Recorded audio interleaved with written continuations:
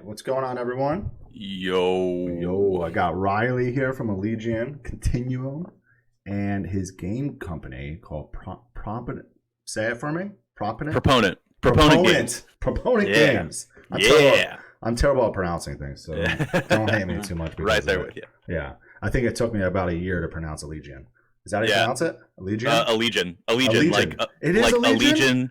Like a legion of illiterate assholes. Fucking, that's us. I have such a love-hate relationship with this band name. I'm just like, man. Can we change it, Leon? I'm like, yeah, can we just change it? Just fucking change it to something easier. Fucking. The funny thing is that it's so legible, right? It's like in the like StarCraft font. Like, it's I know. It is. You know, and I'm just like, all right, whatever, it's fine. It's fine, whatever. A legion for everybody who's been saying it wrong this whole time. I'm looking at chat, and already someone, Scary Greg, is just like, I've been saying it wrong this whole time. Yeah, Greg. Yeah, don't feel bad, man. Everybody does. Yes. This is my 30th episode, so Riley, thank you for being a part of it. Oh yeah, man, the big 3-0. Remember when I was first starting to learn about Twitch? We were talking about it, unique leadership, all that. I was like, "What? How do I do this?" I'm like, I don't know how to do this, bro. Yeah. And now here I am. What's up, the Nick? A after these all bullshit. I love it. Now. Fucking. The A after E is all bullshit. It's the fucking. In the 1.618 video, that's how it ends. Is fucking Miles, our old merch dude, busting and being like, "That was fucking awesome, guys," and Corey just being like, fucking stupid. This fucking so dumb. I hate this shit. It's fucking stupid band name. The A after the E is all bullshit. It's fucking so good. Fucking it all up for us. Yeah. Everyone pronounces it wrong. Everyone spells it wrong. Yeah, our guitar player, I mentioned this in Dan's chat yesterday, but our guitar player has like a whole folder on Facebook of just fucking like our name spelled wrong on like marquees and like riders and just like anywhere that it can be spelled wrong, and it's great. You guys need to make like a big collage of all of it. I know, right? Put it on a t-shirt. Throw it on a t-shirt. It's actually a good idea. Put it on the back of a t-shirt. Misspell it on the front of the shirt with the logo. Just take the A out. Fucking bootleg as fuck. Oh man. Holy shit. Yo, Nick, thank you. I do love this overlay. It's nice, right? It's like we're in like a bedroom, kind of. I love the Bucky's soccer ball. Yeah, you like that, right? I do. I've been seeing a ton of Bucky's shirts around town lately, but I live in North County, San Diego, in a town called Escondido in California, and that area. And like the last place you would expect to see like a surge in Bucky's t-shirts. I'm just like, I've seen like at least 5 in the past couple weeks. I'm like, man, do you all know each other? Like, what the fuck? Yeah, really? What the hell? Yeah. I know they just opened a Bucky's outside of Texas. Really? Yeah. First Bucky's to open. Let's see. I don't know. Outside. Let's look this up real quick because. Speaking of shit opening outside of its domain, did you see the fucking In-N-Out shit in Colorado? Oh yeah, I heard about that. Yep. Dog, 14-hour wait to get In-N-Out. 14-hour? Yeah. Why would? Yeah. Oh my god. Yeah, the first Bucky's outside of Texas has opened up in Alabama. It's in between Mobile and Pensacola. That's still further away from California, though. That's like it's not helping you. It's not helping you at all. I live in California. In-N-Out ain't worth 14 hours. No, dude, no fucking way. That's exactly what I said, man. And like maybe I'm spoiled because it's like I've just had one nearby my whole fucking life, but like, dog, I couldn't do it. I couldn't do it, and like. I'm definitely on team In-N-Out when it comes to the In-N-Out Whataburger conflict. You know, maybe we're about to lose some viewers right here, but Whataburger is ass, dog. It's fucking dude. To be honest with you, I don't eat meat anymore, but I have never liked the burgers at Whataburger. Period. Dude, they're wet. They are literally like it's like they pull their produce straight out of a wet crisper and then just like. Pour fucking mustard all over it, and it's like, here you go. Here's your fucking cheeseburger. Wet ass mustard mountain fucking burger. Whataburger. All I ever would get there was the honey barbecue chicken sandwich. That's what I would always get. I never got the burgers. I never fucked with them. someone told me they were like, hey, get the chicken. Yeah, get the chicken. Because like the burger's in the name, but it's not as. And I was like, all right, I'll try it. And I had one chicken sandwich there, and it was like, dog, it was like fucking eating. It was so dry. I'm like trying to think of a thing for dry. It was like it was just like it's very hit or miss, that place. You know, but every time I have it was so bad I can't even think of a fucking good like I was like sand on a biscuit. Like it was so bad. It was fucking every time I've gone In-N-Out, it's been the burgers have been fine. They've been what they're supposed to taste like and make. Yeah. Like they're always like consistent. And Whataburger is just like, it's so inconsistent. It's unbelievable. And I'm like, I just don't fuck with it. Anyway. This is like what every like band and shit talks about. Like any band from like, if you put a Texas band in a van or, you know, on tour with a band from California, they're just going to ask, what is it? Whataburger, In-N-Out? What's your favorite? And that's the feud throughout the whole fucking tour. I saw a question in chat, fucking Shake Shack or In-N-Out. And that's a good question. Shake Shack? Because I think Shake Shack is probably better. I think Shake Shack's a little bit better. But like Shake Shack is inferior to Steak and Shake. But honestly, all of them are inferior to Five Guys. I think Five Guys is like a step above the like fast food burger argument. I miss Five Guys. Man. If I ever do break being vegetarian, I mean... I've been trying to cut out cheese, but sometimes I break, and I have it, but whatever. Anyway, if I ever do again, because I've been vegetarian like multiple times, and I always break, and I'm like, I want a burger, fuck it. Or I want barbecue, fuck it, I'm going to eat it. But if I'm going to break next time, it's probably going to be with the Five Guys. Yeah. I mean, you can put like anything you want on the burger, and it's just like, yeah, dude, can I get a small fry? And they're like, here's a bag of potatoes. It's fucking just... and here's another box. Bring these potatoes home and make your own while you're at it. Yeah. We just have so much here, we don't need it. It's messed up, man. They give so many fries. Yeah, let me get a small fry. Okay, here's a whole entire fucking. And it always says like somewhere on the wall inside the restaurant like where they source their fries from. It's these fries were made from fresh potatoes from fucking Boise, Idaho. Yeah, it's just like, oh wow, sick. Okay. Fucking... And they're good fries. They're so good. They're so good. Seriously. Oh well, man. So how did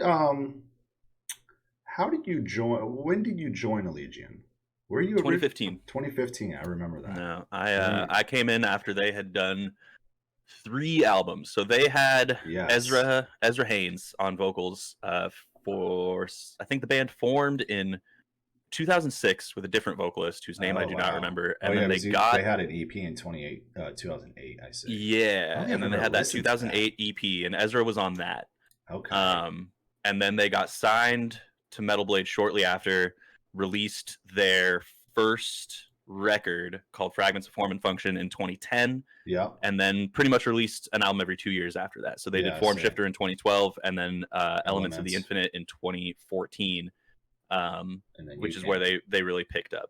Yeah. And then about a year after that, Ezra had started going through some like personal stuff that he has overcome since then, but at the time it was just like it was a lot for the band to deal with, and it was becoming enough of an issue for them to hit me up. So they hit me up initially just to cover a tour, like a little 5-6 day run out from Colorado to the Louisville Death Fest before that turned into a fucking giant shit show.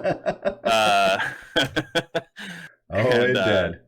Oh, it did. That dude like still tries to add me every few months on fucking Facebook, and I'm just like, bro, fuck off. Like, dude, anyway. For some reason, I was friends with him still. Real quick, I was friends with him still on Facebook for some odd ass reason, and not long ago, like a week ago, I posted some status. I forget what it was, and he commented on it.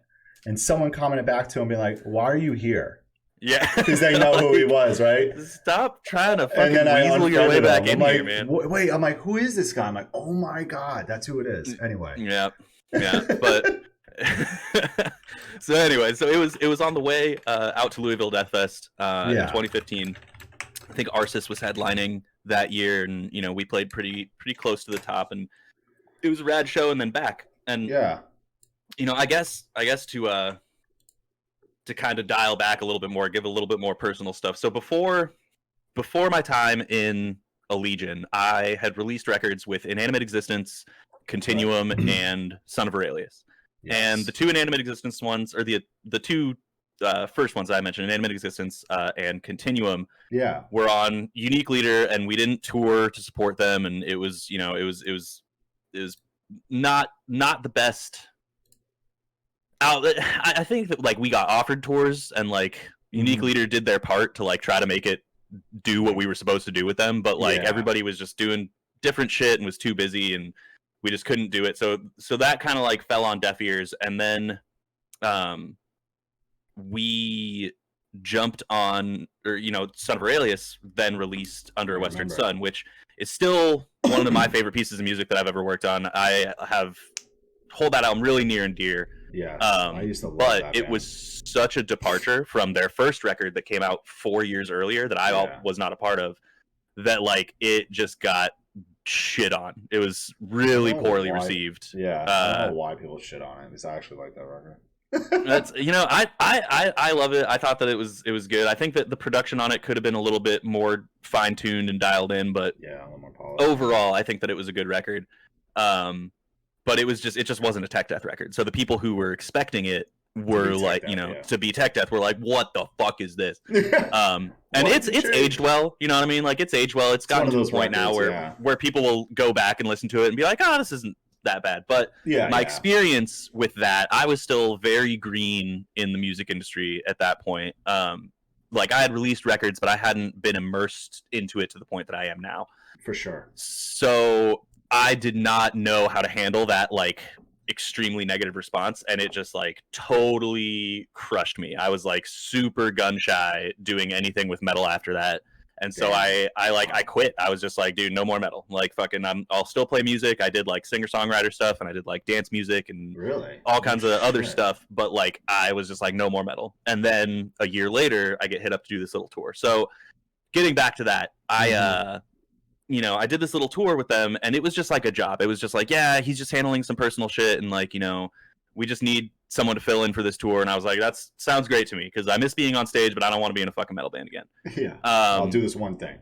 Yeah, and so, but then like a couple days later, some shit hit the fan, and they were like, hey, so do you want a job? And I was like, well, fucking, I guess. Like it was like I like being on stage, you know. Well, it was what it was that it was like, I think the singer for Beartooth, or one of the members of that band, wrote an article a few years back that was like, why do we do what we do as performers and as metal musicians particularly? And he said something in that article that always really stuck to me, where he was just like, when I'm on stage, I feel like I'm the best version of myself. Like we present different versions of ourselves in everything we do in life, whether we're, you know, with our friends or our family, or if we're at work, or if we're, you know, we all have these different modes of behavior that we fall into. Like no one is a flat representation. No. Yeah, you're right. And so he was just like, but when I'm on stage, like I feel like I'm the best version of myself. Like I'm doing what is most true to who I am and what I care about. Yeah. And I am right there with that statement. So that's after awesome. several years of not playing shows and doing all this kind of stuff, I got back on stage with Legion and was like, fuck, man, like I forgot that this is like my favorite thing in the world. Like I forgot that the, you know, fucking. So I was kind of bummed at the end of the tour. I was like, man, like I fucking, you know, I'm like sad that this is ending so soon. It was only like, you know, like 8 or 9 shows. And then I got hit up a couple days later to, you know, be the permanent guy. And I was like, fucking, let's do it. Sign me up. So yeah. So shortly after that, I did my first tour with them, which was a co-headliner with us and Act of Defiance, which is Chris Broderick from Megadeth's little thing he did after quitting Megadeth. Yep. I remember. And that was a fun tour. That was cool, but that was before I had been properly announced. And then right after that, we went into the studio for Proponent for Sentience. And the rest is pretty much history. I've just been with the band ever since. Oh, wow. That's awesome. Yeah, I started really getting into the band, not even going to lie, with the latest record. Yeah. The latest record really pulled me in. And I was like, thanks, man. I remember hearing the first single, I was like, wow, this is really fucking good. And then that's when I started kind of like diving in more to the older stuff. Because I've heard the older stuff, but nothing really, I don't know, just sometimes. But now I'm going back to the older stuff. I'm like, oh, wow, this is really fucking good. What am I talking about? Why did I think? Yeah.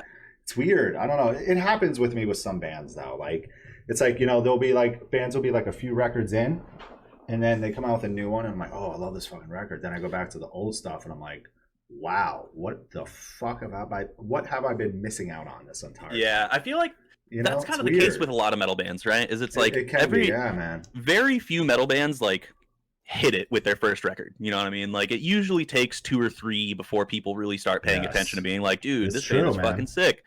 And I feel like that's especially been the case with Allegaeon for sure. Yeah.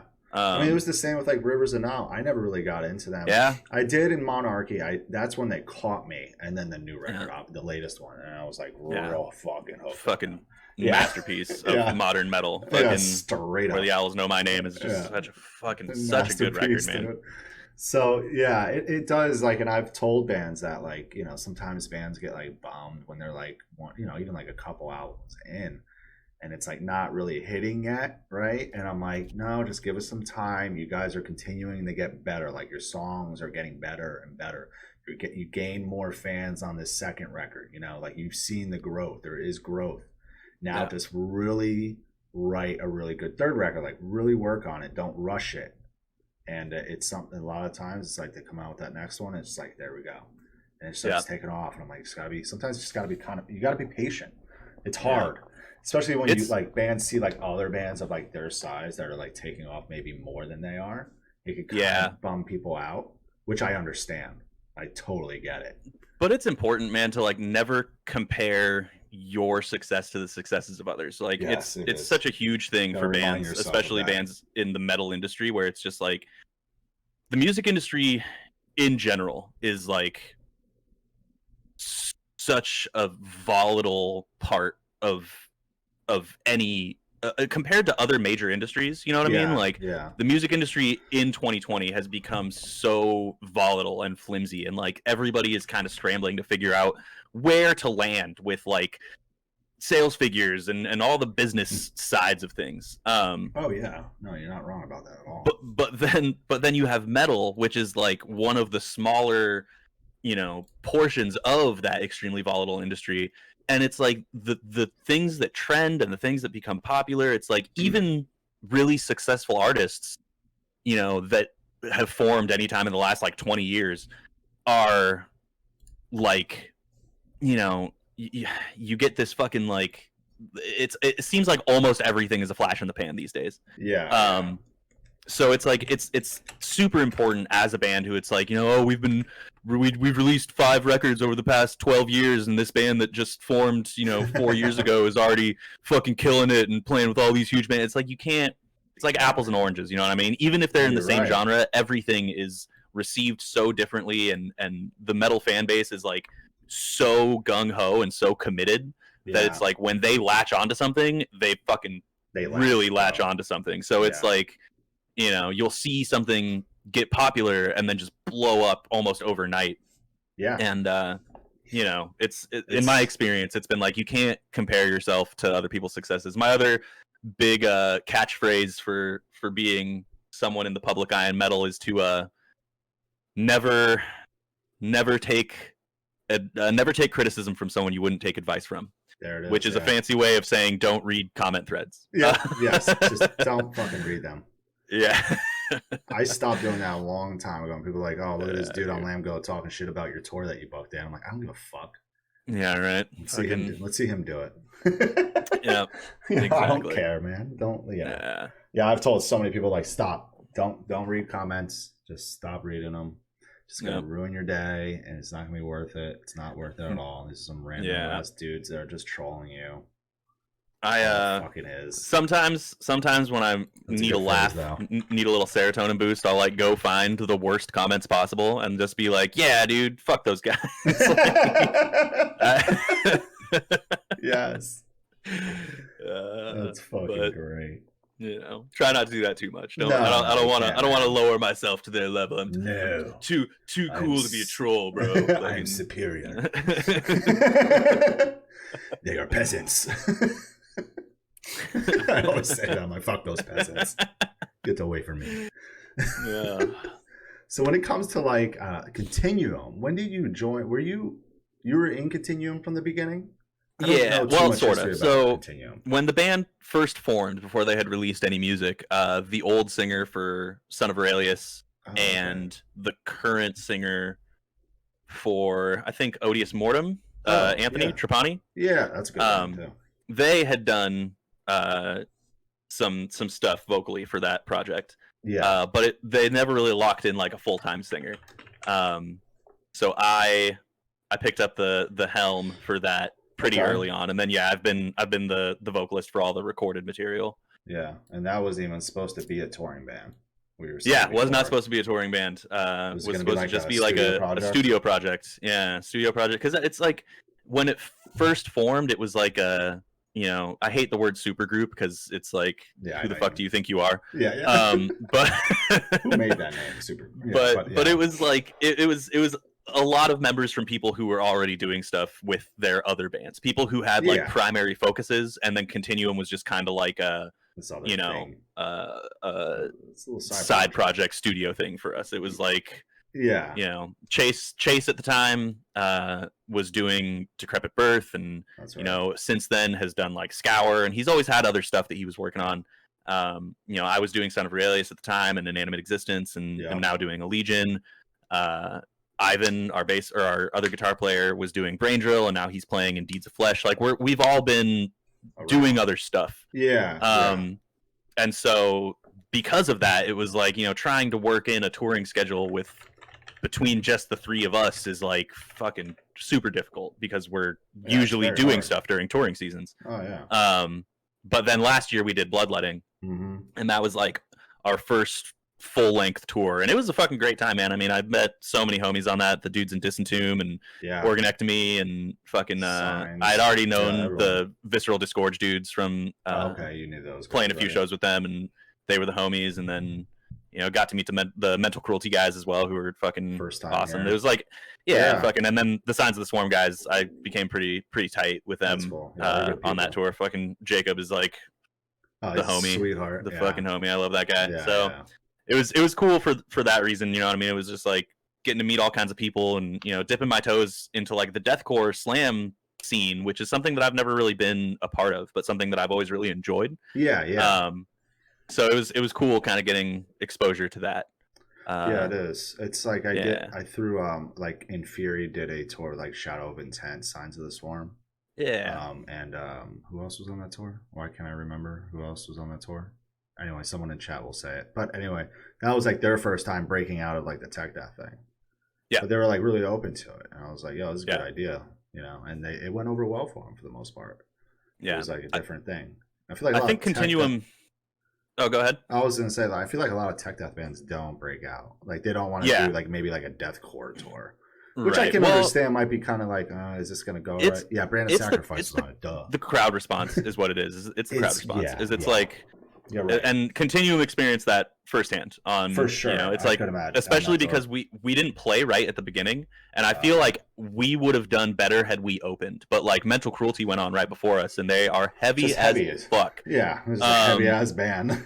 And then Organectomy wasn't there, I think, for like the first little bit of the tour, but then they jumped on and they went before us too. So it was like you had these two just fucking slamming, fucking brutal, just sick ass bands that make you just want to punch people in the face, and then right after that was like Continuum, where it's just like no room to breathe. You know what I mean? So it's like people would watch us and enjoy it, and there's a couple like riffs that come in that are like consistent, but there's just so much just like tech going on that it's like there's no time to really start running around and moshing and doing all kinds of stuff. And so it was just like the people who went to those shows were there to like hear fucking breakdowns and pit it up and fucking and Continuum does not offer that musically. So we learned a lot from that tour as far as like, look, if these are the tours we're gonna do, if this is who we're gonna be working with and all this kind of stuff, we need to put some fucking riffs in our songs. We're gonna have to throw some different kind of riffs in here. We need some mosh riffs chase. Get some fucking hate riffs going on, man. Fucking there's a little slam in there.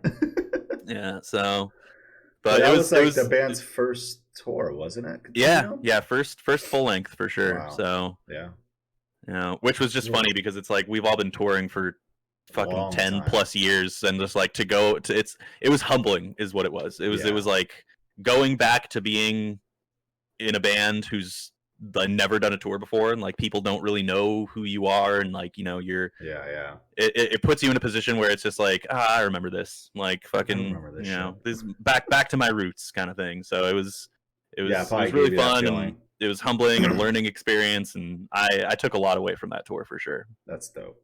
Yeah, that tour went well for the most part. It was definitely a cool lineup. Like, you know, distance. Everyone had a blast on. It was just like a tour of 6 bands that are all friends with each other. You know, and some making new friends too. So it was just like, I remember like going to like the Austin day and everyone just like having a blast together, like seeing everyone talking with each other, just vibing with each other. And then I remember David from Signs of the Storm was like, "Hey man, you know anyone that has you know, some marijuana?" And I was like, yeah, I can go. Where the weed at, man? Yeah. I'm like, I'll get it. Go, you know, we'll find some. And then we did. And then at that show, you know, sometimes, you know, vocalists will be like, "Yo, what's up? You know, Austin, Texas," or whatever, this and that. This motherfucker said Houston, Texas 4 times. I don't think you guys made it to that show or whatever, right? I think you dropped, No, we didn't. We had to drop off like I think a day or two before that, because that was the whole thing. Is you know, we spoke briefly before we went live that our drummer at the time kind of shit the bed on that tour, and like we had to hire a new drummer last minute and find all kinds of shit, and it was just it was kind of rough thing.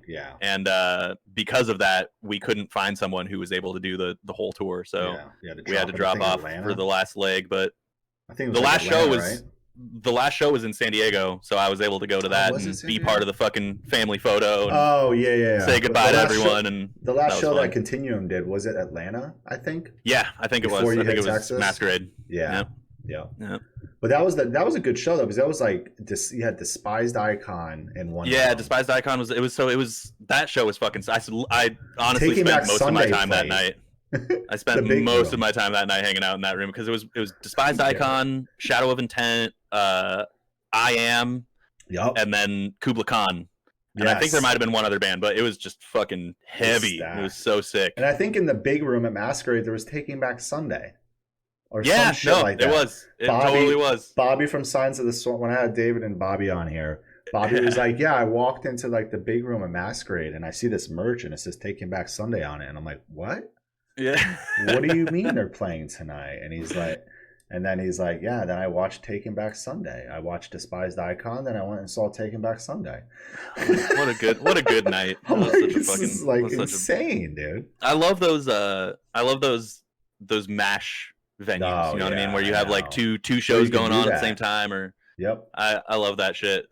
One of my favorite tour memories ever was on my very first tour with Son of Aurelius, and it's so funny thinking about that tour because like it was in 2010, October 2010, and we were playing shows to like 50 people max every night, you know what I mean, like, and there were some shows where it was like less than 10, but the headliners were fucking Cattle Decapitation and Devourment, and like if that tour went out today, it would fucking sell out every single show. Like, oh my god, yeah, dude. Yeah, it was wild. It was super wild. But that was my first tour ever, and it was a Devourment or Cattle Decapitation, Devourment, and then Knights of the Abyss, Burning the Masses, and Son of Aurelius.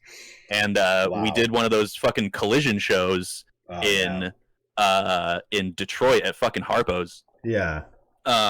With Decrepit Birth, Through the Eyes of the Dead, Suffocation, The Faceless, and it was just fucking shit. It was such a sick show. I was just like, oh my god, it was so good. That's dude, all those bands together on one bill. Yeah, it was. How did that show do? Really good, really good. That better have done well. Packed out. It was fucking packed out. Yeah, that was a super fun show. Lady Metal knows she was there apparently. Oh yeah. Nah, she's cool as fuck. Knights of the Abyss, man. Yeah, the one band I miss so much. Yeah, dude, fucking rest in peace, Griffin. Yes, fucking dude, I love Griffin. The dad, man, I fucking love that guy. Like Griffin was. I remember one time I was moving from New York to LA, and I drove and I stayed with him in Arizona. Yeah, I lived somewhere in Phoenix or Tempe or some shit, Mesa or one of those, and we partied that night. Like, we got so drunk and so high. we laughed, went to the bar. I think we went to like a show, and then we were just all over the place. I remember waking up the next morning, I'm like, dude, can I stay one more night? I can't drive. Yeah. I can't do this drive to LA today. He's like, yeah, I don't give a fuck. I'm like, all right, cool. Yeah, my favid memory of him was because he had a pacemaker. And he had that big scar on his chest. And then he fucking was just like walking around fucking shirtless, just drinking a beer, and he's like, fucking pulls a fucking Heath Ledger on me, and he's just like, so you want to know how I got this scar? Because he like saw me looking at it or some shit, and I was like, yeah, what happened? And he's just like, so I grew up. My mom got divorced when I was pretty young, and she remarried this dude who was this like hardcore military guy. And oh jeez. One day he caught me smoking weed, and he was like, don't ever fucking let me catch you smoking weed in here again, or you'll fucking regret it. Oh. And I was like, whatever, fucking who cares? Like, if I was a teenager, I didn't give a shit. So I just smoked weed again, and he caught me again, and he gave me this, and I was like, holy shit, dude! Like that's fucking nuts. I never knew how or why. And then I was like, are you fucking serious? And he was just like, no, I have a pacemaker. And I was like, fuck off, bro. Like fucking. I thought like maybe Wow. What? Damn, Griffin. It's my favorite Griffin memory. I'm like, I fucking love you, dude. Fucking. It's so ridiculous. Yeah, man. Fucking man. Yeah, I was gonna go out to his memorial show and I couldn't make it, but I remember watching a video from it a few weeks ago or a couple months ago. I can't remember. But watching like Nuts the Abyss perform, that show was nuts, dude. At the Nile Theater. Yep. That fucking place. I think that's where we went that night. We went somewhere that night when I stayed with him. I can't fucking remember. We went. I think it was there. It was a blur.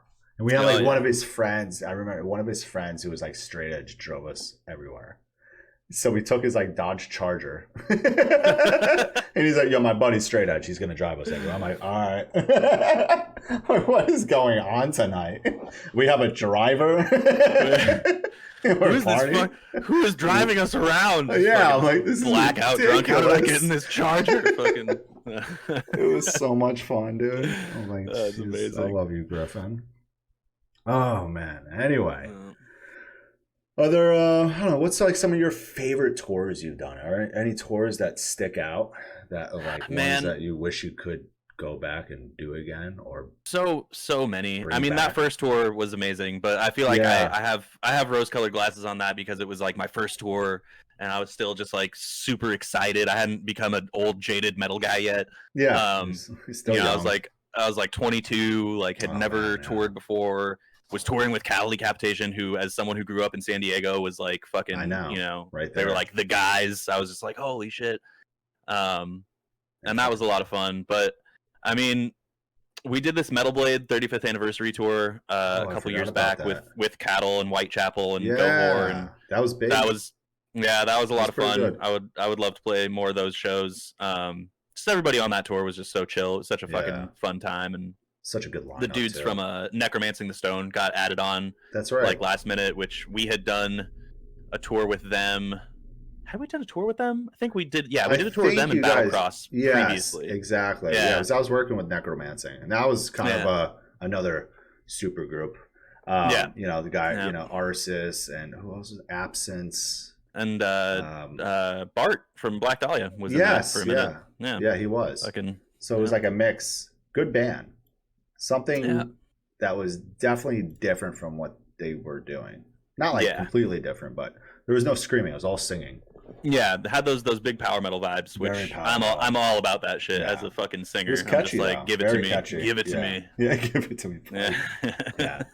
That's a dope tour. I think dude, if they were to bring back do a Cattle Devourment tour again, and then right. Fuck, man, you guys just stack it. Because back then, it's crazy because I remember listening to Cattle Decapitation growing up, and they weren't really popping off, and I don't think they really popped off until what the hell is that record called? Monolith of Humanity. Yes, that was the one, and because they had kind of shifted gears into the Harvest Floor, right? And that was in 2010. That was like right after that record came out was when we did that tour with them. And so people hadn't really caught on to the new Cattle Decapitation yet. No. And then they did Monolith with fucking Dave Otero, and like the writing plus the production just fucking put it over the top. That record is so good. And then I can't pronounce the word, but the one after that, the Anthropocene. The Anthropocene Extinction. Yeah. That fucking record, bro. Whew. I also have a love-hate relationship with that record because I love that record. Let me start off by saying that. It's like one of my favorite death metal albums ever. I was going to say, I'm like, Riley doesn't like this record. But in 2017, Allegaeon played 70,000 Tons of Metal. Okay. And I was on my way to the airport when their bass player at the time called me, and he goes, "Hey, Travis had a family emergency. He can't make the tour, or he can't make the festival. Do you know any of our songs?" And I was like, fucking yeah, like I listen to Anthropocene all the fucking time, like, you know. And he's like, so I was just like, yeah, I can play anything. I can do anything off Anthropocene. And he was like, okay, well, we have 5 songs. And I was like, fuck. So yeah. So I ended up fucking learning, like memorizing lyrics and like writing down like reminder sheets and shit, and like having paper on stage. And I played both of their sets on 70,000 Tons of Metal, because they had 2 sets, as well as both of Allegiance sets. So by like the second day, I had just like not slept in fucking 50 plus hours and had played 4 fucking shows and was just like ready to die. And I have like flashbacks when I listen to those fucking songs, like just like remembering like sitting in like my cabin, just like scribbling words down and like repeating them and like trying to like drive it into my brain and being like, okay, this and then just getting on stage. And obviously Travis, not fucking small shoes to fill. No, man, he's like he's one of my favorite death metal vocalists. So that was something for sure. Yeah, but I have fond terrible memories about that album. So I could see why. Yeah. Was everyone accepting that night, like the fans? Yeah, everybody was pretty cool. Yeah. Everybody was pretty cool about it. There's some videos online if anyone ever wants to check that out. If you just fucking what year was that? 2017. Oh, what, 2017? And it wasn't just me. That was the other thing about it, is that it's like, they were pulling in people from the crowd to do some songs, because I didn't know any of the songs off of like Monolith or even earlier than that. So they were pulling in people from the crowd to fucking do songs, and they had I think Dave from Revo did a song, and that's tight.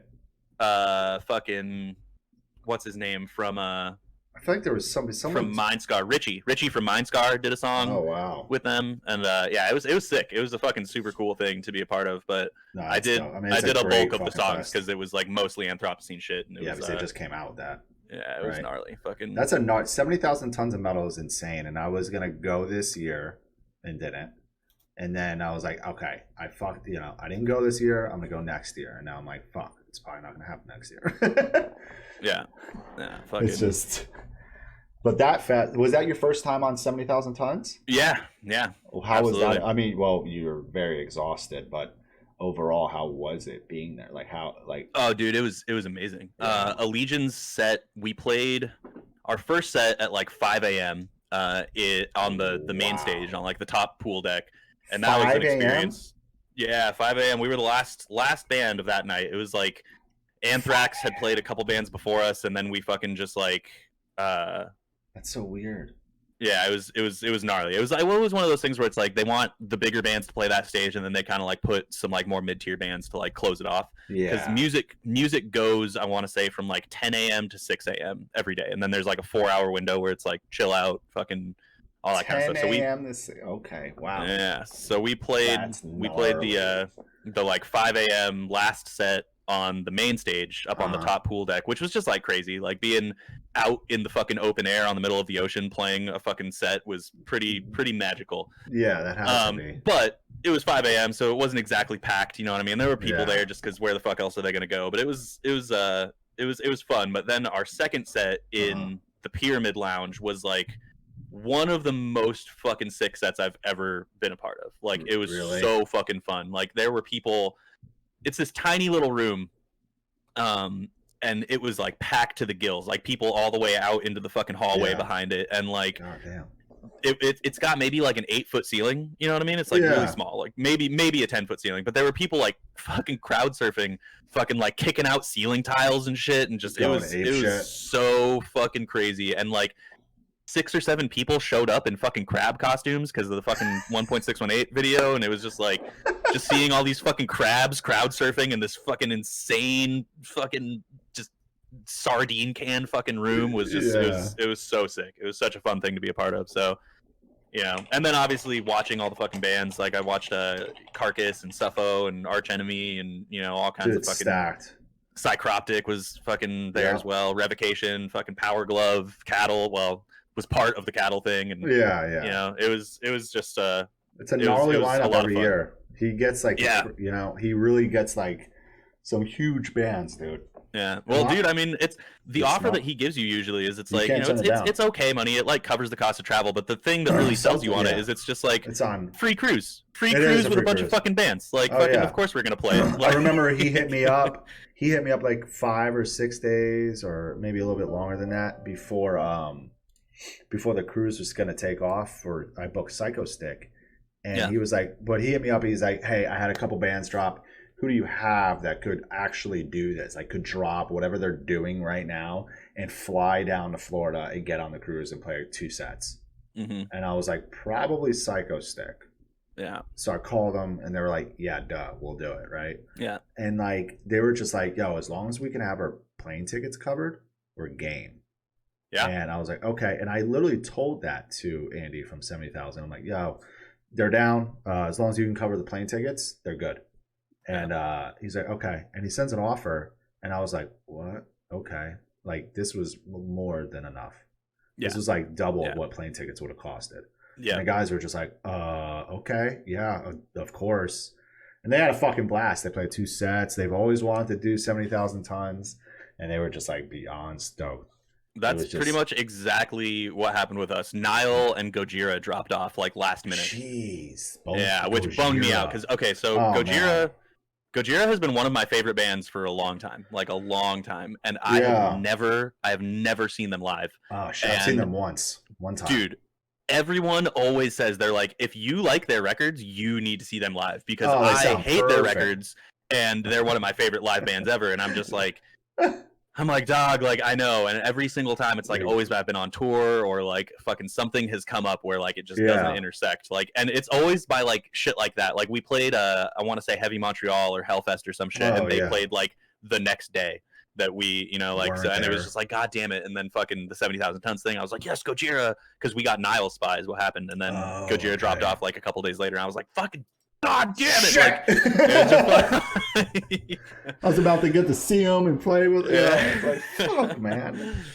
But I did have a little celebrity moment on 70,000 tons. I got to meet someone who I've been listening to for a long time, which was Fabio Leone, the guy who sings for Rhapsody. Oh yeah. He was with Angra on 70,000 tons. Really? And I fucking got to meet him and fucking say hello to him real quick, and I was just like, oh my god, like Reign of a Thousand Flames is like, it was like a transition record for me. It was like that's one of the albums that switched me from being like, System of a Down and Metallica and like nu metal kind of stuff. Like that's what got me into the idea of like double bass and like shredding guitars and like all this kind of stuff. So it's like I have really, really fond memories with Reign of a Thousand Flames and Dawn of Victory and fucking Power of the Dragon Flame and shit. And so I didn't know he was going to be with Angra. I had kind of like fallen off on the power metal thing, and then I fucking saw him walking around, and I was like, is that motherfucking Fabio Leone? Is that him? Why are you here? Yeah. And so I got a chance to talk to him for a little bit and was like hella starstruck. I felt like such a dick though, because like I was trying to like track him down just to like say hi, just to be like, fucking dude, like, can I fucking shake your hand? Like, holy fuck. And when I finally had the chance, I was like balls deep in a conversation with Dave from Revo. Yeah, and we were just like chatting it up and like talking about some shit, and he was like talking about something, and I was like, hey dude, like I'm really sorry, I hate to interrupt you, but like I need you to fuck off for a minute. I need to like go talk to this guy. I need to meet him. And he was like, no dude, it's totally cool. And I was like, I swear I'll be back in like a minute, just give me 1 second, and I turn around and I say hi to him and all this kind of stuff, and then I turn around and Dave's just like in the wind, and I was like, I'm such a dick, but well, that's it was what happens worth it on the cruise. I feel it was worth it. It's like Stefan, my boss at the agency that books you guys. Yeah. He was just like, he always goes on the cruise. He's always going every year, and he would always tell me like, dude, yeah, it's just like you don't sleep really. And you're just constantly seeing someone, like you're always seeing or meeting new people, and it's like never ending. And then all of a sudden it's like 6 a.m. and you're like, where'd the day go? And it's like you got to try to go to sleep for like a few hours. Yeah, I slept through the land stop. I fucking did you? Oh yeah, but they stop, right? They stop. It was a total accident. Yeah, they stop and they do like here's 8 hours in Haiti or some other Caribbean place. Right there. Yeah, that's where ours was. That's why I use that as an example. It was it landed in Haiti for a little while, and is it really that long? Like 8 hours land? Yeah, it's like a good chunk of time. It lets you do touristy shit, and you know, they probably like check out the beach and fucking. But all 4 of my sets were in those first 2 days. Oh, and so I didn't sleep the first day because I had to be up playing a show at 5 a.m. Yeah, and my first set with Cattle was like right when we got on, like a couple hours after we embarked or disembarked or whatever. And so I had to stay up between those two, and then my next set with Allegaeon was early in the day that second day. Right after that, I was ready to fucking die. I was like ready to crash, and then my guitar player comes up to me and he's like, "Hey, so there's this lady on board who I guess is like a pharmacist, and she like has a bunch of uppers." And I was like, "Oh, word. Well, I could definitely use something." And so I follow him to her cabin, and it's like her and her husband, and they're hanging out, and she's just like, "Oh, so I've got." I was like, "Well, what do you have? I'm not trying to like take a fucking synthesized fucking narcotic here." Yeah. And she was just like, "Oh, it's some fucking like hopstafloxamaxtastaxtamine," and I was like, "All right, whatever, fuck it, like just fucking." And so I take this like handful of mystery pills, and I was just like, "Oh, give me a thing of Adderall." It's like a handful of mystery pills and chase it with a fucking beer, and I was flying for the next 12 hours, rip rare and ready to go for that second Cattle set. But then a few hours later, that crash hit fucking pretty hard, and I remember lying in bed in my cabin, and I was like, okay, I'm gonna set an alarm. The land stops pretty soon, and like as I'm drifting off to sleep, I hear the fucking like boom boom. Our land stop in Haiti is going to be, in approximately 30 minutes. And I was like, okay, for sure. Like I set my thing. Yeah. And then I it was one of those things where it's like, you feel like you close your eyes for like 5 seconds and then you wake up and you're like, oh fuck, like how long have I been asleep? That's 8 hours. And so I'm like, oh, I wonder if we're still at the land stop, because it's like on those big giant fucking cruise liners, like you can't feel the motion of the ocean. Right? You're like on a 12 fucking story building, like just Yeah. And so you don't feel I make my way out of the fucking cabin. I'm all groggy and shit, and I'm like, okay, well, let's see if we're still at the land stop and see what this all is this kind of stuff, because it landed like early in the day, right? It landed at like like noon, 1 p.m. or some shit like that. Oh, okay. So I like crawl out of my cabin, and I like make my way through the hallways trying to like get up to the top floor so I can like see the lay of the land. I like walk out onto the top deck, and it's just like pitch black in the middle of the ocean, and I was just like, oh fuck. Oh god. So you guys weren't even there anymore. You're in the ocean. No, we were fucking long gone, and I was just like, well, I guess I slept through the land stop shit. So yeah. Oh god, it's a crazy dude. It's crazy cruise, man. Seriously. Yeah. Well, fun times for sure. That's fucking awesome. Yeah. So let's talk more about the gaming company you started. Yeah. With your friend. Yeah, totally. So tell us more about it, which is fucking awesome, by the way. Thanks, man. So it's kind of a crazy thing the way this happened. So, as some people have mentioned in chat, we were supposed to do this tour. That was Allegaeon, Fallujah, and Theos, Aetherius in April. Yep. And it obviously got postponed. COVID happened. We had to, pretty much cancel it like 2 weeks out. We tentatively booked it for December, but obviously that's not happening. Yeah. We So basically everybody in the music industry got kind of presented with this like sink or swim kind of thing, right? For sure. Yeah. So I had been streaming on Twitch for a couple years before that, and it had never taken off and become like this huge thing, but it was something that I would do pretty regularly. And I remember you telling me about it. Yeah, like it got consistent enough for me to pay a few bills here and there. You know what I mean?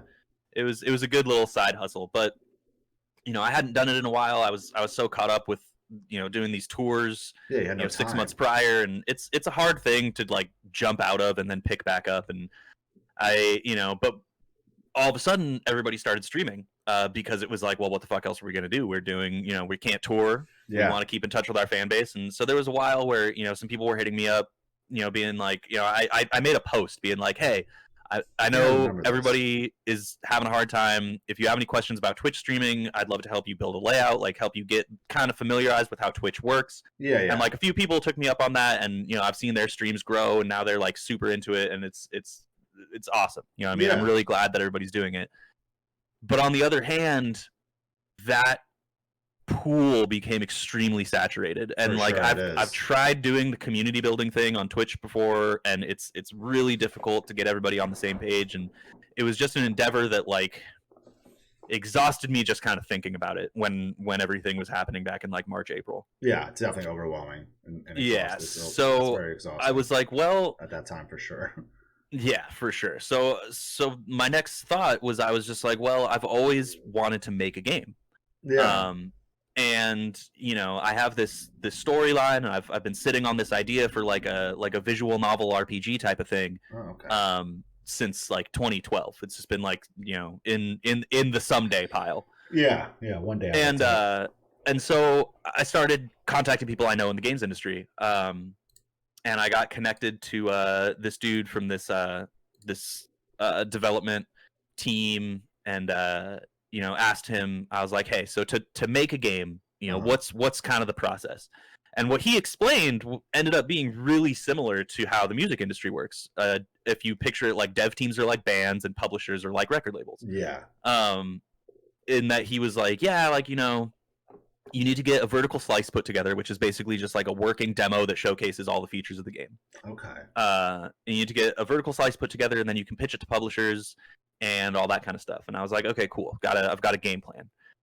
So I started talking to dev teams and trying to get like a quote, and basically what everyone had told me was anywhere between like $20,000 to $50,000 to get like a good polished vertical slice that a publisher would look at and be like, okay, I see this is something that we might be able to work with, and then get a proper development budget and all this kind of stuff. Yeah. Thing is that I don't know dick about developing games. I just had like an idea. I would have had to hire a dev team for like the whole thing and just been like the creative director. Yeah.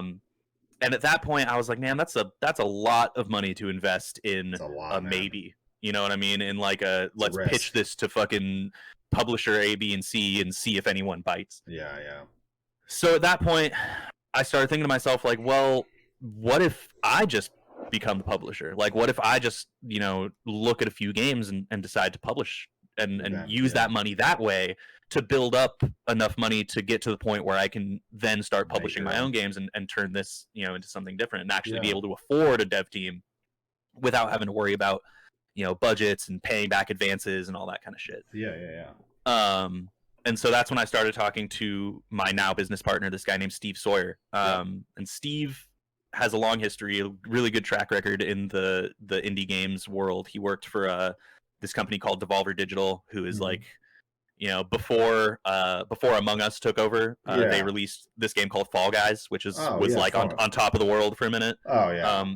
But Devolver made their way with games like Hotline Miami and Enter the Gungeon, and they also released The Messenger, which Eric Brown from fucking Veiled Nath and Gobblecon and shit, he did the soundtrack for that game. Yeah, he does that shit. Streams and like makes music.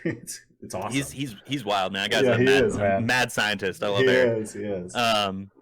But yeah, so I started talking to Steve about, hey, like, what if I did this publishing thing? Like, would you be available to work as like a marketing guy? Because that's kind of what he did. And I was like, I have an idea. Like, would you be able to connect me with some developers and do all this kind of stuff? And a couple months went by, and it just got to the point where like we were both so invested in this project that it was just like, dude, do you want to just like be my business partner and like put this shit on paper. Okay. And that's kind of how that shook down. So it was like, you know, I filed everything, California LLC, got it all on paper and good to go. And now we're Proponent Games, and we have 2 games coming out. Well, probably 1 game first quarter, 1 game second quarter of next year. Okay. 1 game called Anton Ball Deluxe, which is like Mario meets Breakout. That's dope. It's got like it's got a lot of like multiplayer potential. We've got net play integrated on it at this point, and are now just kind of polishing things up. Yeah. And then our other game, which is like a Metroidvania type of thing called Rise of the Betrayer, which I think is also has a lot of promise as far as, you know, stacking up against games like Hollow Knight and The Messenger and you know, Blasphemous and stuff like that. So both are still very much in the development phase. I think the demo for Rise of the Betrayer is still up on Steam. If anyone wants to check that out, they can. The demo's still up there? Yeah, I think it still is. I'm gonna check that out. And I mean, it's all coming together nicely. I'm pretty stoked on it. It's a lot of work, and it's definitely taken my head to a different place this year. Has it been like full time pretty much?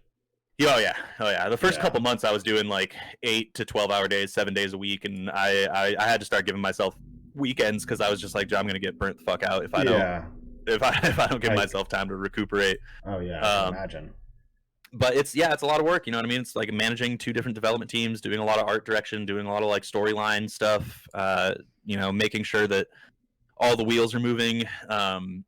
You know, as I was just telling you before the stream started, this past month or so, we've just been working on building different pitch decks for different types of investors, whether it's venture capital or angel investors or prototype investors and all this kind of stuff, just to, you know, get more liquid assets into the company and, you know, keep things going so we can sign more games and like really polish the games that we have and do proper marketing campaigns and all kinds of stuff. And it's a lot, you know what I mean? It's pretty much like running a record label for games. Yeah. Exactly. It's essentially being a label owner, but for video games. Or as I have so fondly put it, I'm like, it's like I run a record label, but in an industry that makes money. Yeah, that actually makes some money. Yeah, dude. Yeah. What really, one of the things that like really planted the seed for publishing was when I was still in like the let's make a game phase of things. I was doing like a little bit of market research, trying to figure out like what publisher to pitch to and like who's doing well and all this kind of stuff, like what platforms and all this kind of shit. And I read an article that was like, how has COVID affected the games industry, which is obviously positive because everybody's fucking stuck at home. Dude, for sure. But the extent that it had affected it between quarter 1 2019 and quarter 1 2020, the software sales across platforms, right? So we're talking PS4, Xbox One, Switch, and PC. Software sales across platforms saw a 9% increase 9%. Between quarter 1 2019 and 2020, which like in the world of business, it's like if your business does like a 2% increase, if you're like a multi-million billion-dollar industry, if you do like a 2% increase, that's like everybody's getting a bonus fucking holiday party. Like we're fucking stoked. Everyone's fucking for real. Yeah. So 9% is like holy shit. That is a huge increase, and that 9% sings to the tune of like $10.6 billion. Wow. And so I was just like, that's well, nuts, you know, if there's a fucking industry to get into, like make hay while the sun's fucking shining, man. Like, right now is the time. Yeah, right. So that's kind of how it all happened. I just, you know, my interest for it started back in like March, April, and by June we were an official company, and everything since then has just been keeping the ball rolling and, you know, working on stuff. We have a couple cool little promo things coming out. We're working with this dude John Carnage, who is like a longtime weirdo. He just opened, so he's like a performer comedian guy, but he's done lots of stuff for Adult Swim and all kinds of stuff on the back end. But he just opened a world tour early this year for fucking Limp Bizkit, and his whole thing was that he was like, so I'm an escape artist. I'm like the next Houdini. Like I'm gonna fucking, you know, I'm gonna put on this for my first escape. I'm gonna have my assistants here put me in this straitjacket and you know, set the timer for 1 minute, and I will escape from this straitjacket in 1 minute. and then he would just spend the next 45 minutes just like struggling to get out of this fucking straitjacket, and like that was the whole set. And he opened for Limp Bizkit, and he did that opening for fucking Limp Bizkit fans. So it's just like you can imagine the crowd response, and I'm just like, dude, that's the funniest fucking thing I've ever heard in my entire life. So we have him on board for a couple things that we're doing as far as promo goes that I'm really excited to get out there. But right now is indie game sleepy time. That's the official industry term. Indie game sleepy time. Indie game sleepy time, because all of the fucking big AAA guys are doing their thing. It's holiday season, you know what I mean? Fucking PS5, Xbox Series just came out. You know, you have all these huge titles coming out. Fucking Cyberpunk maybe. Fucking better come out. Yeah, Cyberpunk, we'll see. It's been kind of leaked. There's been like gameplay of it. There's been like a picture of like an Amazon employee holding the game. Yep. Well, I'm sure there's early access copies out there, and I'm sure things have been sent out. I knew that would be the case. A lot of the times, it's like it better come out for real. Yeah, fucking Baldur's late. I like that. Fucking, Baldur's Gate 3. I'm so ready for it. I didn't play the early access because I was like, I just want the full game, and then they were like, hey, no, never mind. But yeah, there's tons of big budget games coming out right now, so it's like the indie market doesn't really have a chance. It's like if you're an indie gamer, you know, and it's similar to like the metal world, where it's like you don't tour right now. You don't tour right now, like November, December, January, because it's like everybody's releasing music. Like not many. Yeah, there's not many. Yeah, and no one's trying. You know, the whole thing in the industry is like don't release a record in December. Or even after Thanksgiving. Yeah, exactly. Yeah, exactly. So it's kind of the same thing for the indie game industry. Yeah, for sure. So it's like, you know, we're the big dogs just putting their shit out right now. Yeah, we're just piling our assets and doing all this kind of stuff. Also, I feel like I need to point out that your little corgi points down there are at 420. Fucking are they? Nice. You got them? Nice. Love it. Anyway, but yeah, we're just stockpiling our assets and, you know, getting ready for some sick press stuff for like mid-January, early February. And that's dope. That's when all of you will be getting constantly bombarded on social media with me being like, hey, check out this fucking trailer. So that's dope. Prepare yourselves. I'm definitely stoked to get these games. Is it still? I gotta check to see if that one's still on Steam. Rise of the Betrayer. Rise of the Betrayer, right? Yeah. Anybody watching, go wishlist both those games on Steam. Just Rise of the Betrayer and Anton Ball Deluxe. Where's my Steam? And, Steam's right here. I'm gonna pull up Steam and do it right now. Hell yeah, brother! Here's the link Stack again, those wish everyone. lists. Yes, check it out. Website's cool. I like the logo. Thanks, man. I got Travis Smith did our logo, the same guy who does like Opeth's album covers and did fucking Symbols of Perseverance and shit. Fucking that's fucking dope. He's done the last few pieces of Allegion artwork, so he and I have developed a pretty good rapport. He's like my go-to art guy now, and I was like, well, who do I know for art? And he was like, oh, this guy. So fun little Easter egg for the metal community is that our dumb video game logo was made by like a fucking metal art legend. So what artwork from Allegion did he do? He did Apoptosis. He did Apoptosis. He did fucking the roundabout thing, and then he did another piece of art for something that we have coming down the pike in December. Ooh. Yeah, a little bit of something coming from the Allegion camp. Also, Stevie Love, it's still one of my favorite tattoos and one of my favorite memories. I like every year when that comes up. So everybody in Allegion for the most part has the Allegion logo tattooed on them somewhere. Oh, really? That's cool. Yeah, well, it was for a while, but I feel like we go through so many lineup changes that now it's really only me and Greg. But there was a time when it was still like me, Greg, Corey, Brandon, that we, you know, most of us had fucking the logo tattooed somewhere. So I was like, oh, well, I've been in this band for like a while now, released a couple records. I'm gonna get my brand.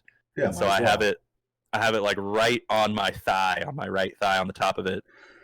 And but I got it while we were on tour, and I got it because we were playing a show, and Stevie's ex-girlfriend came up to me and was like, yeah, I'm a tattoo artist. If you want something, like, you know, I got you covered, all this kind of shit. And I was like, bro, let's do it. So I went to her shop the next day and got my brand done in Canada while I was on tour. In Canada. Yeah.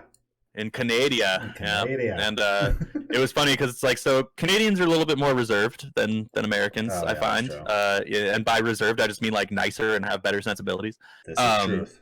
But but I had this fucking fresh tattoo on my fucking leg, so I was mostly just like standing at the merch table, like with my pants around my knees, and like I had boxers on, but like I needed to fucking. So there was a few shows there where some Canadians were pretty uncomfortable because I was just like selling them merch with my fucking, you know, with a small piece of fabric separating them from my unwashed tour junk. So it was it was fun. That's fucking great. Yeah. You said good memories. You showed me a song of a side project you started with one other person, right? Yes. So who's the other person? So the other person is this guy named Theo Goslett. Okay. And Theo plays for a band called Hollow World, out of Australia. Yeah, you're saying Australian, right? Yeah, and it's just he and I right now. We got good old Bryce Butler, the fucking man. Oh, he's doing drums. We got him. He programmed the drums. Oh, he programmed them? Yeah. Yeah, he programmed the drums for this first single, and outside of that, we we have just kind of been working on getting this one song put together, and I won't reveal the project name just yet, but I am working on a side project right now that's like a 2-man death metal extravaganza. I feel like it covers all the bases. Like it's super from that tech. One song, it did. Yeah, it really it's like super tech, but it also fucking slams. But it also has these kind of like deathcore vibes and these like melodic chorusy kind of things. And it's I'm very, very stoked on this. Yeah, on even this your song. vocals are different. Like yeah, for sure. Yeah. Definitely flexing some of these vocal muscles that I don't usually get to use in my other projects. So trying to get some stuff out there that has never been done really by either of us. So that's very stoked on that. Hoping to get that out. You know, I'm trying to line up a few things. Like I just made a Facebook post the other day being like, hey, so do I know anyone at fucking Slam Worldwide? So I'm trying. Oh, I do. I'm trying to connect with that guy and maybe see if we can premiere it on there. But first we need like a video, and I want to do like a proper press thing, but I'm also trying to keep it like not on a label, and fucking not getting own thing. Yeah, not getting all tied up in that again just yet. So yeah, there's no point. Yeah, exactly. It's like at this point, it's like we don't need distribution, and I've been in the industry long enough that it's like I have my Rolodex of people that I can kind of reach out to if I need any and you gotta help with PR and all that shit. So exactly, and you could just use like CD Baby or TuneCore or whatever to get it on the services. Exactly. I mean, dude, you look at a band like Shadow of Intent. Speaking of Bryce Butler, yes, and it's just like they are such a fucking shining example of like how to be a metal band in 2020. For sure, they're like a real good example. Yeah. Big time. And they're killing it. You know what I mean? Like they've never been on a label, and they were about to go out with fucking Whitechapel and SLA Dying, and like fuck SLA Dying. Sorry, let me just say that real quick. But still, big tour, big tours. Big and they've done it too before. They went out with like Flesh God, Black Dollar Murder, Chapel. That was a huge tour. I mean, that was like their first like big tour, and that was probably like their second fucking tour. Yep, dude. But so they've band rips and they deserve it, man. They're fucking they're killing it. Super good band, super fucking nice dudes, and it's it goes to show that how they work their band. It's like it's the way to do it. Like if you have the savvy and you have the work ethic, like follow that fucking business model, and that's I think what we're gonna try to do with this new little thing that we're putting out. So yeah, you might as well. Yeah, I've told bands, I'm like, you can do it yourself if you want. I mean, you just gotta have a little bit of money. Yeah, and don't be cheap about things. Just don't be cheap about things. Yeah, do not cut corners. You get what you pay for in all walks of the business life. You fucking get what you pay for. Exactly, dude. Yeah. What can we expect from Allegaeon next year? So, what are you guys working on? We have something coming down the pike next month. in December that we're working on that is not quite announced yet, but will be soon. Cool. It might be kind of like a surprise drop. We'll see how it goes. But as far as new material and record stuff, we're writing album number 6. For those of you who have not seen, I mean, Allegaeon as a band hasn't made like an official statement about it, but our drummer did. But we parted ways with our longtime drummer Brandon Park earlier this year. We have been talking to a couple other guys that are excellent candidates to fill the spot. Oh, that's great. And and we're working pretty actively together on this new record, which to me is, you know, I know it's a kind of cliche thing to say as someone in a band who's working on a new record, but I really do feel like this is the best Allegaeon material that we put out so far. It's I can expect that though, honestly, from the last record. I mean, the band to me just got so much better. Yeah, and that's kind of where we're at with it. Is it's just like the last record we had our new bass player Brandon Michael, aka Boo Boo Money. Boo Boo Money. Boo Boo Money. And he joined the fold and really brought an element to the band that like really made us kind of reassess what was going on in our rhythm section. Yeah. And good. What that could bring to Allegaeon. So, you know, after much discussion and all kinds of stuff, you know, among other things that I won't get into for the sake of not trying to throw anybody under the bus, but we ended up parting ways with our drummer. Yeah. And now we're looking for someone who can like really complement the incredibly well-rounded dynamic that Boo Boo brings to the band. So we are working on that, and the music is very reflective of that. And you know, we're trying a few new things while still keeping the core intact, and making a little bit of a departure from the science stuff that we have always kind of done. Yeah, I've noticed that. Making a little bit of a departure from that kind of started on Apoptosis. There's a few songs on there that aren't very sciencey, but the whole concept of the record being apoptosis and like, you know, which is programmed cell death and you know, organic organisms in organisms. Yes. Fucking programmed cell death. Which is basically just a scientific representation of like out with the old, in with the new. And so the songs lyrically reflect that idea through not only other areas of science, but through, you know, areas of life. And then in the title track, Apoptosis, it kind of comes together in this, you know, this overarching kind of lyrical theme where it's just like, be better. You know what I mean? Like we have the means and the intelligence as a group and as a community to be what we want to see. You know what I mean? And it's like the you know, the I'm pretty sure in those lyrics I say like, you know, like be the change you want to see in the world. Yes. So that was kind of the theme of that one. But, you know, now moving into this next record with everything that's happened in 2020 and, you know, everything that the world has gone through and that this country has gone through, and even the changes that we've seen happen within the metal industry. Yeah. And, you know, these rampant fucking cases appearing of fucking sexual assault and fucking insanity. Nazis and fucking pedophiles and all these fucking just pieces of shit. I'm sure just you fucking, saw my post. Yeah, dude, totally. Fucking Inquisition. But yeah, just all these just giant fucking pieces of shit, just like, I know. Just being cool. It's like, whatever, well, they make good music, separate the art from the artist. Like, no. Dog, okay, so that term, separate the art from the artist, I can't fucking deal with it.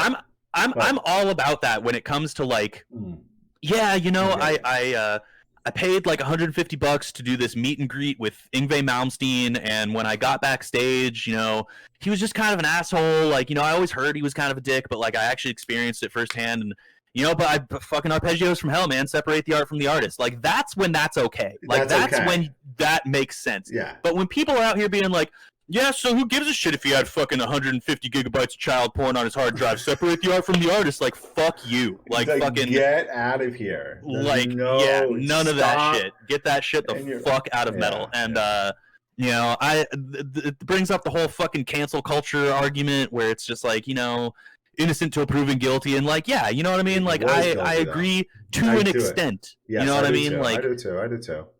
And but that guy specifically from Inquisition was guilty of it. Yeah, was guilty. Like fucking is 2009, and for some reason no one caught it until 2018.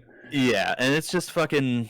It's it's like I said, it's just all kinds of these fucking dudes rearing their heads in metal, and I feel like with everything that's gone on in the metal community and in the social climate of America and the political climate of America and the pandemic affecting the fucking world, it would be kind of tone deaf to come out with a record that's just like, it's science, guys. So it's like, it's science, guys. So we're kind of departing from that a little bit, and covering some real ground. We're not going to turn into a fucking social justice band. That's not our place. We don't think. None of us are fucking political scientists or fucking sociology majors. Like, we'll leave that shit to the experts. But as far as theming the lyrics of our record, I think that this next one's going to be a little bit more personal, a little bit more, coming from who we are as people, rather than being like, let's write another fucking science album. So I'm very excited to do that and be a part of that creative process, and it's been really rewarding thus far. So yeah, I could imagine it's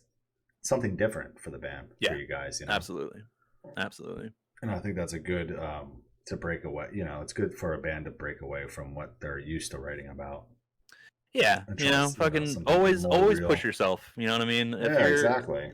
There's a reason that as artists, most of us look back on shit we did 6 months to a year ago and are like, oh, this is garbage. And it's not because it's garbage, it's because we're growing. You know what I mean? Yeah, like as artists, especially metal artists who are so dedicated to this craft, it's just like, always push yourself, always keep yourself moving forward. And you're always learning more shit every day. I mean, every week, every month, you're always learning more stuff. Yeah, so it's like, bring it to the table. Yeah. No, it's dope. So we can expect something new next year? Yes, at some point, absolutely. Probably? At some point next year. New Allegiant for sure. 2021 guaranteed. What about Continuum? Is Chase right? Is Chase write everything in Continuum? Chase does write everything in Continuum, and what's he been up to? I have no idea. Chase and I are like we're homies, we're tight, we're in the same band together and stuff like that. But he's a very he does his own thing, flies by his own fucking marches to his own drum kind of guy. Yeah. So when I get Continuum material, it's usually like, hey, I know we haven't talked in like 2 years, but here's this album, write lyrics to it. And I'm like, oh, word. All right, cool. Sounds good. So that's kind of what's going on with that. That's dope. That's cool. I also recently took up vocal duty for Virulent Depravity on Artisan Era. Why does that name sound very, very familiar? Virulent Depravity came out with a record, I want to say in 2016, 2018, called Fruit of the Poison Tree. Yeah, okay. And it fucks. It is such a good album. I gotta check it out. That's one I gotta check out. Yeah, fucking really, really good record. And I'm now doing that with the main writer, Colin Butler. Nick Padavani from Equipoise is also a part of that project. Joel Schwalier, who played for Dawn of Dementia, is playing bass on that. Oh, man. Yeah, okay, now it looks familiar. Robin Stone, an Australian drummer who has played with tons of different bands. He's playing drums for it, and then we have this guy named Tommy Bonaviale, who is the man behind Brutal Keys, which is this kind of viral thing where he does these death metal covers on piano. Oh, really? And he's doing piano stuff for us, so it's fucking stacked, man. It's a lot of really, really talented dudes working on this record, and Colin is like a mad fucking scientist. He's just such a genius when it comes to music. And this album is it's a fucking monolith. I am very, very stoked to be working on this and to have it coming down the pike. So it's it's a lesser known project for sure, but I feel like when this record drops on Artisan Era sometime next year, maybe 2022, it'll definitely make some waves. So that's also something I've got going on in the background. Yeah, that label's I love Malcolm, I love Mike, I love, all those dudes. They know what the fuck they're doing. Yeah, they've come a long way. I feel like they really have, man. You look at like the 2010 Oubliette days to like fucking where they are now, and it's just like, god damn, you guys are killing it. Yeah. So I love those dudes. Lady Mel said, I think artists such as Inquisition also forget we are human too. He does not understand how he shattered my heart when I found out who he really was. I spent so much money and time on Inquisition because I love their music so much. I did too. I actually like that band a lot. I literally had to throw out every single record, every single shirt I had because I felt disgusted I put that money. Yeah. It sucks, man. It's like you don't know. A lot of people in bands and stuff don't realize that so many people put so much money into their band, give their band so much money, and it's like then one day you find out these people are just like complete pieces of shit, like scum, and you're like, wow, that's cool. And it's just so fucking. And then we have these labels, and I'm not one to hide from it. I publicly posted about it. Yeah. Agony Records and Season of Mist stocking their record. What the fuck are you guys doing? Yeah. Why do you think this is okay? Because you need a few extra dollars? Like, not worth it. This is not like worth it. Have some fucking integrity. Like, that's the biggest thing about it to me is it's just like, if you believe in something, fucking stand for it. Like, have a fucking backbone. You know what I mean? Like, for the love of God, man. It's unbelievable. And it's just like, there's just so much of this fucking just like fence walking bullshit where it's just like, oh, but I like their music. And the thing that bothers me a lot about it as well is that it's just like, these same dudes will look at like when like Triple X Temptation died last year, right? Yeah. And then be like, oh, well, he was a domestic abuser, so fuck him. Like, why should I be fucking mad about his fucking death? And it's just like, you just don't like his music, so you're willing to write it off as like, fuck this guy because he was a bad person. But as soon as a fucking shitty black metal band does it, or some fucking deathcore band does it, or some fucking metalcore band does it, or whatever, oh, then it's okay. Then it's fine. Yeah, like, fine. Then being a shitty person is always okay. People are out here being like, 6ix9ine is a fucking pedophile, fucking fuck that guy, fucking you know, Chris Brown beat the shit out of Rihanna, fuck that guy, like, you know, all this kind of shit, which like, good, fuck that guy, fuck both of those guys. I completely fucking agree. But like, you have to hold yourself to that fucking same standard to everything. You know what I mean? You can't just be like, oh, but I like this guy's music, so he gets a pass. Exactly, you know? Dude. That's why I cannot stand it drives me insane, dude. I was just like sitting eating dinner with my girlfriend last night, and I got I forget who posted about it or who told me last night. I'm really bad remembering shit, but they were just like, yo, Season of Mist has the Inquisition records stocked on their website. And I checked it, and I just started getting pissed. I'm like, I'm just gonna talk about it. And I'm like, I really don't fucking care if these labels hit me up. Like, I book a couple Season of Mist bands. I don't give a shit. But it's like they put out a press release back in 2018, in March of 2018, literally saying they dropped the ban and they're removing their shit from their store. Never did it. Yeah, never did it.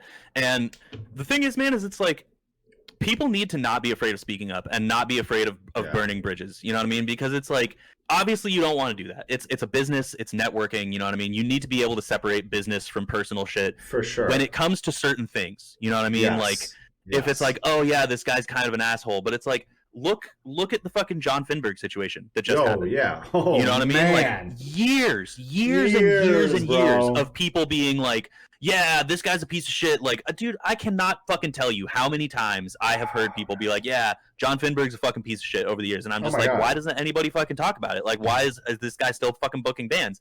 And it would always come down to what was mentioned in that fucking article, where it's just like, oh, he's got a lot of influence, and he's like, you know, he really does well for his bands, and he does all this kind of shit. And it's just like, dude, like, and it's just like, bro, like, people need to talk about this shit if we want it, if we want to see change in our fucking industry and in our community. Like, you can't just let these fucking parasites, like literal fucking human scum, just be allowed to fucking have careers because they work hard. Like, fuck that.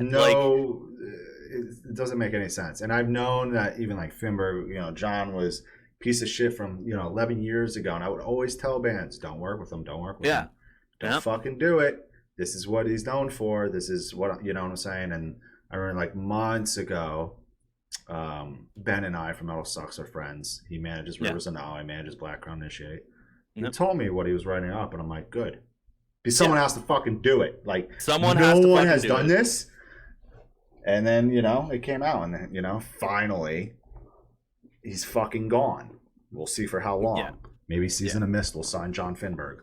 That's the thing, is it's always just a fucking matter of time. It's like these fucking piles of shit go dark for a while, and then they fucking come back, and, you know, sometimes they shoot themselves in the foot. Thank God. You know what I mean? Sometimes it's like, you know, but then you have people fucking, you know, you have the fucking Azalea Dying situation, this fucking sociopathic fucking mass manipulator who's just got everybody buying into his shit, and it's just like, you know, sometimes I know they one win. of the guys you know from Allegaeon left the band recently. I guess. Yeah. I think that their guitar player Nick fucking dipped out. Yeah. It hasn't been announced though. There's been no public thing, but it was like they unfollowed each other or some shit. Yeah, like someone took him off the band page or some shit. Yeah, I think Lambgoat noticed it. Yeah. For some reason, Lambgoat finds out all this little shit no one's looking for. They're just like, we noticed on Allegaeon's Instagram page that they unfollowed Nick, the guitarist. Yeah, right. It's like, what? You know, sometimes people shoot themselves in the foot though, like that fucking CJ dork from Lorna Shore. Yeah. Which is like, I love the fucking Lorna Shore dude so much, man. Yeah, I love Austin Adam. Austin and Adam are such fucking good dudes. Even their new guitarist, I forget his name, I'm sorry. But I remember meeting him on Summer Slaughter, and he was a sweetheart. He was the nicest dude. And I was just like... Yeah, absolutely. And I'm really glad that they did what they did, is that they released the album with his vocals on it, and they still, you know, made their waves, and it was a fucking sick record. And it's a great record. But they did the right thing, fucking splitting ties with that guy, and then he went dark, and then came back with this fucking ridiculous video. 6 months later, or less. That was just like, oh yeah, you're still a piece of shit. 45 and like minute long video. Yeah, most people got the point from him, like reading texts and doing spit takes. That it's like, oh yeah, you're a fucking pile of garbage. So it's like, he was like putting down his ex-girlfriend for having a mental health issue, and I'm like, and then people still support. I saw people like posting like, yo, we back you. And I've had I remember there was someone, I don't know who it was, in like one of my streams, like, oh, I hope CJ does like a new band. I'm like, yo, get the fuck out of here with that shit. Yeah, for sure. Like, people are always going to stand. People are always going to fucking stand these dorks. You know what I mean? Like, it's just, it's unavoidable. But for sure, the extent to which they do is what I look at. You know what I mean? Like, of course, there's going to be fucking edgelords out there that are just like, whatever, CJ's sick vocalist, like, who cares? Yeah. But it's like, is he going to have a career again? Probably not. No. That's why the Allegaeon thing was so disturbing to me. Was I was just like, wow, y'all are really gonna let these dudes sell out fucking shows all over the world, huh? Like, wow, fucking. It's pretty crazy, and like, I kind of like. I was on the fence with the Allegaeon shit. At first, I was like, all right, maybe he did change. And then I'm like, back in my head, I'm like, nah, I can't really support this. I can't get behind this. I'm like, I can't. I'm like, this is crazy. Yeah. And then I really started thinking about it. I'm like, wow, this is fucking nuts. There's some stuff that I can't really disclose in a public forum. That's okay. Yeah, that give me a pretty clear picture of what's going on. You and I can talk about that later, but it's I'd be curious to hear that. Yeah, I may have heard, but he's not a good dude. Nah. So that's, I mean, you seeing one of the main guys leave the fucking band. There's something. There's something there, guys. There's something not right. Yeah. When you see Nick from Allegaeon leaving the band. Yeah. So. Who also fucking total sweetheart, fucking great dude. I love Nick to death. He directed the fucking Mind and Matrix video for Allegion. Oh shit! I had no clue. He and Jordan fucking are part owners of Brick by Brick, right? Brick by Brick, which is like my local metal club. You know what I mean? Like, that's where I see all my shows. Like, I fucking run to those dudes all the time. Absolutely fucking love those guys. Yep. You know, fucking. You know, I'm not gonna be like, oh yeah, we're tight, we're homies, because we're not. You know what I mean? But it's like I've had enough meetings with those guys to be like, oh, these are good dudes. I did this Metal Blade bowling for Dio thing with Jordan a couple years back, and really? You know, like I said, Nick directed one of our videos, and like just generally good dudes. That's cool. Yeah. No, I've always heard that about them. That's the thing. I've always heard that about Nick and Jordan. And I met Jordan at Psycho Las Vegas like a year ago, and we hit it off. And I'm like, dude, I love your venue, obviously, because I sent every fucking tour to your venue, literally. Like, do you know Shannon that works there? Yeah. Okay. Yeah, of course, Shannon. Yeah. She's fucking great, and like, you know, it's just like no issues. Bands are happy. Shows do well for the most part. You know what I'm saying? Like, and it's just like great fucking people. So I have no fucking issue with them. Hell yeah. Fuck yeah, man. Well, thank you for doing this, Riley. Yeah, dude. Of course. Sorry to be a fucking angry metal guy at the end of this. We were gonna get into it anyway. Yeah. That's what Matt from Cryptos was like. You need to get Riley on your podcast. You guys need to go a little off. Yeah, dude. I fucking love Matt. Matt's also one of my favorite dudes. Dude. Yeah, he's killing it. Vox and Hops podcast. Check it out. One of the best podcasts. Love it. So much fun. Yeah, so much fun. Yes, Lady Mel, you're right. And this is important information. People need to hear it. I don't give a fuck, like, speaking out about this shit. Especially that Inquisition shit. Get the fuck out of here. Yeah. Get the fuck out of here. Anyway. All the way. Everyone check. Yes. Keep an eye on Allegaeon, Continuum, Proponent Games. I said it right. Yeah. And your new project coming out soon, side project. Yes, yeah. Follow me on just follow on the gram, fucking Riley. Riley_McShane, or just Riley McShane on Facebook. Fucking All Hail Riley on Twitter. Wherever you social media. I am there somewhere. And if you want to keep an eye on what's going on with Allegaeon and Virulent Depravity, Continuum, and this new little side project I'm going with, and as well as Proponent Games, fucking give me a follow, and I post pretty regularly. So that's what's up. All right, we're gonna go see y'all there. We're gonna go raid somebody. Hell yeah! Raid. Let's see. Big Buddy Nick's on. Nick Mar. I can't. Nick Marrero. Marrero. Yeah. Oh, yes, he's fucking. Where is he? I'll probably jump on some Call of Duty with his ass. Hell yeah! He's playing Black Ops, Cold War. It's been a pretty fun game. I'm getting more used to it now.